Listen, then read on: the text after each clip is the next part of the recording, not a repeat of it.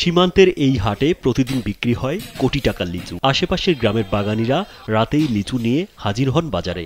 এখন বর্তমানে 50-60 হাজার লিচু পাই, প্রায় কোটি টাকার মতো বিহ, এরপরে 1.5 কোটি 2 কোটি টাকাও বিহ।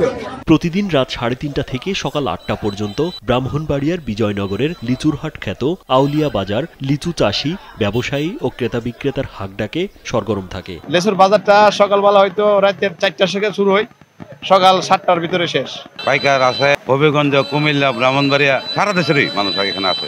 আউলিয়া বাজারে পাটনাই, বোম্বাই, চায়না 3, চায়না 2 ও এলাচি জাতের লিচু পাওয়া যায়। এখানকার লিচু সুস্বাদু হওয়ায় দূর দূরান্ত থেকে পাইকাররা ছুটে আসেন। নির্দিষ্ট মডেলের টিভিএস বাইকে আকর্ষণীয় মূল্য ছাড় অথবা স্ক্র্যাচ কার্ডে থাকছে সর্বোচ্চ 25,000 টাকা ক্যাশব্যাক।